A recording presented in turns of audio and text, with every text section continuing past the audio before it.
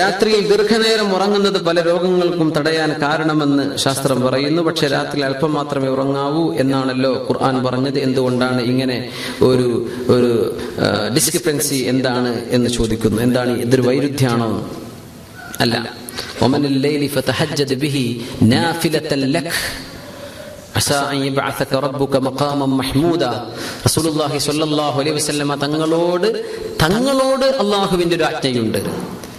നിസ്ഫഹു അവിൻ ഫമിനൽ ലൈലി യാ അയ്യുഹൽ മുസമ്മിൽ ഖുമിൽ ലൈല ഇല്ലാ ഖലീല ഖുമിൽ ലൈല ഇല്ലാ ഖലീല നിസ്ഫഹു അവിൻഖുസ് മിൻഹു ഖലീല. രാത്രിയുടെ പകുതിയിൽ അല്പമോ എടുത്ത് അങ്ങ് നിസ്കരിക്കണം, ബാക്കി ഉറങ്ങിയാൽ മതി എന്ന് റസൂലുള്ളാഹി സ്വല്ലല്ലാഹു അലൈഹി വസല്ലം തങ്ങളോടുള്ള ആജ്ഞയാണ്. നമ്മളോടുള്ള ആജ്ഞ എന്ന് പറഞ്ഞത് എന്താ? ഇശാ നിസ്കാരം കഴിഞ്ഞ പിന്നെ പോയി കിടന്നുറങ്ങണം എന്നാ. തഹജ്ജുദ് നിസ്കരിച്ചിട്ട് കിടന്നുറങ്ങാം. പിന്നെ ശാസ്ത്രം ഈ പറഞ്ഞത് നമ്മളൊക്കെ പാലിക്കുകയാണെങ്കിൽ വളരെ നല്ല സംഗതിയല്ലേ? സുബഹി ഖളാവാതെ ഏറ്റവും ദീർഘമായി നബി സൂറത്ത് ഓതിയ നിസ്കാരം സുബഹി നിസ്കാരം. നമുക്ക് ഉറക്കം കൊണ്ട് ഇന്നാത്തേനാക്ക് എന്നെ കഴിയണുള്ളൂ അല്ലേ? സുബ്ഹാനല്ലാഹ്. അത് ഖുൽ ഹുവല്ലാഹു ഓതിയിട്ടോ ഇന്നാത്തേനാക്കലിട്ടോ അതാണ് തീർക്കാണ്. അത് എത്രക്കാ സൂര്യോദയം? വർഷോനെ 6:35 കൃത്യമായിട്ട് അലാറം വെച്ച്. എന്താ പറ്റണത്? 12 മണിക്ക് 1 മണിക്ക് 2 മണിക്കൊക്കെ കിടന്നുറങ്ങണത് കഴിയില്ല, ഉറപ്പല്ലേ?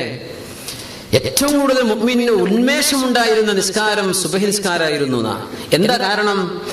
ഇശാ എന്ന് പറഞ്ഞ നിസ്കാരം തന്നെ നടക്കുന്നത് അശാഇന്റെ ശേഷമാണ്. അറബിയിലെ അശാ എന്ന് പറഞ്ഞ ഡിന്നറാണ്. മഗ്രിബ് കഴിഞ്ഞാൽ പിന്നെ ഡിന്നർ കഴിക്കണം. ഡിന്നർ കഴിച്ചിട്ട് പിന്നെ ഇശാ കഴിഞ്ഞ് ഉറങ്ങുക. പിന്നെ വേറെ ഒന്നുമില്ല അവിടെ. ഒരു സംസാരം, പിന്നെ ഒരു മീറ്റിംഗും ഇല്ല. ഉറങ്ങാൻ ദീർഘമായ ഉറക്കം കിട്ടുന്ന എത്രയും വലിയ സുന്നത്ത് നമ്മുടെ ദീനിന്റെ സുന്നത്താണ്. അതിൽ അള്ളാഹുവിന്റെ മുത്തഖീങ്ങൾ ഉറങ്ങിയിട്ട് രാത്രി എഴുന്നേൽക്കാൻ പറ്റും. നമ്മൾ 1 മണിക്ക് കിടന്നിട്ട് പിന്നെ എപ്പോഴാ തഹജ്ജുദിന് എഴുന്നേൽക്കുക? സുബഹിക്ക് എഴുന്നേൽക്കാൻ നേരമല്ല ഉള്ളപ്പോഴേക്കും. സുബ്ഹാനല്ലാഹ്.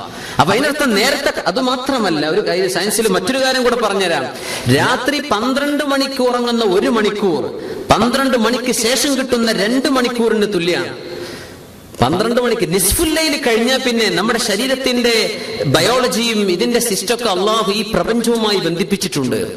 രാത്രി 12 മണിക്ക് ശേഷം 5 മണിക്കൂർ ഉറങ്ങുന്നതും 12 മണിക്ക് മുമ്പ് 2.5 മണിക്കൂർ ഉറങ്ങുന്നതും സമമാണ്. ഏറ്റവും കൂടുതൽ മനുഷ്യന് റാഹത്ത് കിട്ടുക പാതിരാ നേരത്തിന്റെ മുമ്പ് ഉറങ്ങിയാലാ. ഈ റാഹത്ത് കിട്ടണമെങ്കിൽ ഇതിന്റെ ഡബിൾ ഉറങ്ങേണ്ടി വരും പാതിരാക്ക് ശേഷം. അപ്പോ ദീൻ പറഞ്ഞത് ഇങ്ങനെ തന്നെയാണ്. ഇതിന് ഒഴിവായിട്ട് പറഞ്ഞ ഏറ്റവും ഇതിൽ ഈ ഇശ കഴിഞ്ഞിട്ട് പിന്നെ സമയം ചെലവഴിക്കാമെന്ന് പറഞ്ഞത് 3 വിഷയമാണ്. മുമ്പ് പറഞ്ഞിട്ടുണ്ടോ എന്നറിയില്ല.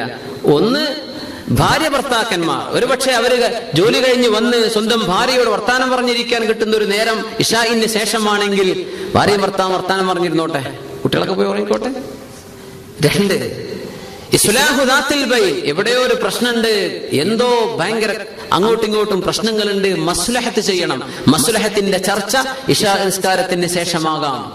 3, ഒരു ഇൽമ്. അതാണ് ഇപ്പൊ നമ്മളിപ്പോ നടക്കുന്ന ഈ ക്ലാസ്. ഇൽമ് പഠിക്കാൻ വേണ്ടി ഇശാഇന്റെ ശേഷം. ഇതല്ലാതെ ഒരു പരിപാടിക്ക് ഉറക്കൊഴിക്കണ്ട, ഇശ കഴിഞ്ഞ പോയി കിടന്നുറങ്ങിക്കോളൂ എന്നാ ശരീഅത്ത് പറഞ്ഞത് കേട്ടോ. അല്ലാഹു സുബ്ഹാനഹു വ തആല പറഞ്ഞ പോലെയൊക്കെ ജീവിച്ചാൽ കുറെ അസുഖം, കൊളസ്ട്രോളും ഷുഗറൊക്കെ നമുക്ക് ഒഴിവായി പോയേനെ അല്ലേ? സുബ്ഹാനല്ലാഹ്. നമ്മുടെ ലൈഫ് സ്റ്റൈലൊക്കെ ഒന്ന് റീഡിസൈൻ ചെയ്യണം. അല്ലാഹു തൗഫീഖ് ചെയ്യുമാറാകട്ടെ.